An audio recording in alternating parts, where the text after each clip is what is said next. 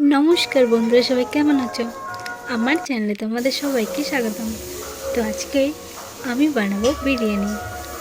तो चलो किभाबे बानाई बिरियानिटा देखा जाक। तो एखाने सबार प्रथमे पेঁয়াজগুলোকে कुचि कुचि करे केटे निलाम।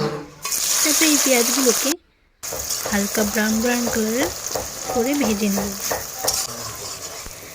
এখন পেঁয়াজগুলো ভাজা হয়ে গেছে, এখন এগুলোকে নামিয়ে একটা পেপারের উপর রেখে দেব যেন পেঁয়াজের তেলটা নিচে চলে যায়। তারপরে এইখানে মাংসগুলোকে ধুয়ে ভালো করে তারপর ওর মধ্যে দিয়ে দিলাম লঙ্কার গুঁড়ি, হলুদের গুঁড়ি, নুন, স্বাদ অনুসারে টক দই, আদা বাটা, রসুন বাটা আর সামান্য অল্প পরিমাণ পেঁয়াজ বাটা। তারপরে এই সব কিছুকে একসাথে ভালো করে মাখিয়ে নেব। কিছু সময় মাখিয়ে নেওয়ার পর এগুলোকে রেখে দেব। তারপরে আমি এখানে বসিয়ে দেব কড়াই। কড়াই যখন গরম হয়ে যাবে ওর মধ্যে দিয়ে দেবো তেল। তেলগুলো গরম হয়ে গেলে একটা একটা করে সবগুলো মাংস ঢেলে দেবো কড়াইয়ের মধ্যে। তারপরে এই মাংসগুলোকেই ভালো করে একটু কষিয়ে নিতে লাগবে। ওর মধ্যে যেন একটু লাল লাল দাগ দাগ লেগে যায় এমন করে কষিয়ে নেব মাংসগুলোকে খুন্তি দিয়ে নাড়াচাড়া। তো এখন দেখো মাংসগুলো অনেকটাই কষানো হয়ে গেছে। এখন এগুলো আরও কিছু সময় কষিয়ে নেব। এইগুলো তো মাংসের বিরিয়ানির যে চালটা আছে ওই চালের নিচে দেবো, তাই বেশি একদম সেদ্ধ হতে লাগবে না, কষানো হয়ে গেলেই হয়ে যাবে। তো এখন এগুলো কষানো হয়ে গেছে, মাংসগুলো দেখেই বুঝে যাচ্ছে কষানো প্রায় কমপ্লিট।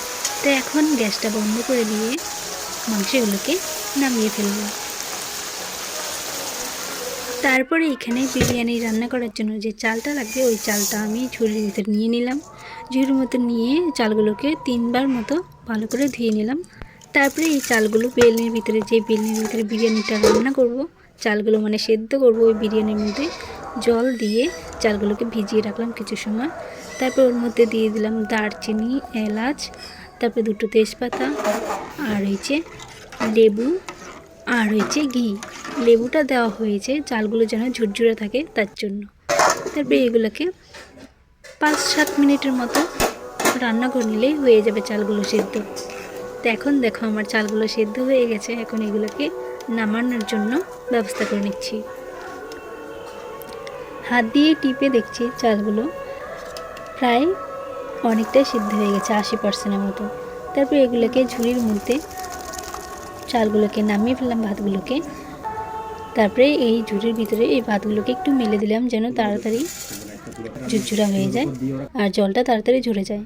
তারপরে এখানে আমি বিরিয়ানি মশলার জন্য নিয়ে নিলাম গোলমরিচ, জিরা, তারপরে লং, এলাচ, দারচিনি, তারপরে মৌরি, তারপরে ওগুলো হচ্ছে স্টার কি জানি না, নাম জানি না আমি, গোলমরিচ, তারপরে ধনে, শুকনো লঙ্কা, তেজপাতা, তারপরে সেই যে হলুদ হলুদ কালারের জ্যাফরন না কি বলে নাম জানি না, আর এই স্টার কি জানি, তারপরে জায়ফলও ছিল।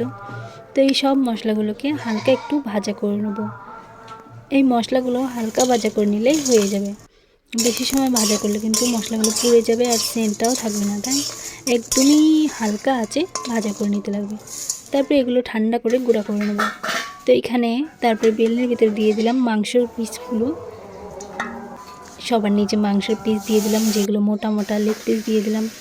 তারপরে ওর মধ্যে দিয়ে দিলাম চালগুলো। তারপর আবার সেম মাংস দিয়ে দেবো। মাংস দেওয়ার পর ওর মধ্যে দিয়ে দেবো ভেজে রাখা আলু। তারপর ওর মধ্যে দিয়ে দিলাম বেরেস্তা, পেঁয়াজের বেরেস্তা, তারপরে ধনে পাতা কুচি, তারপর বিরিয়ানির যে মশলাটা বানালাম ওই মশলাটা, তারপরে গোলাপ জল দিয়ে দিলাম। তারপরে এমন করে সেম আরও যে চালগুলো মানে ভাতগুলো হয়েছে ওই সবগুলো ভাত দিয়ে দেবো ওর মধ্যে। তারপর আবার সেম একইভাবে মাংস দিয়ে দেবো, ধনে পাতা দিয়ে দেবো, বেরেস্তা দিয়ে দেবো। তো এর মধ্যে বিরিয়ানির মধ্যে আমি নুন দিইনি, তাই উপর দিয়ে নুনও দিয়ে দিলাম। তারপরে এগুলো সব কিছুকে দিয়ে আটার মাধ্যমে বেলনিটা 4 সাইডে ঢাকে দিলাম। ঢাকনা দিয়ে যেন ভাপটা বিরিয়ানির যে একটা সেন্ট থাকে ওই সেন্টটা বাইরে বেরিয়ে না যায়। তারপরে এগুলো ভাপ দেওয়ার জন্য উনানের ভিতরে বসিয়ে দিলাম কিছু সময়। তারপরে এগুলোকে নামিয়ে ফেললাম। এখন দেখো আমার বিরিয়ানি রান্না করা কমপ্লিট। কেমন হয়েছে কমেন্ট করে জানিও। আর যদি ভিডিওটা ভালো লেগে থাকে তাহলে ভিডিওটাতে লাইক করে দেবে আর চ্যানেলটাকে সাবস্ক্রাইব করতে ভুলবে না। আজকের জন্য এতটুকুই।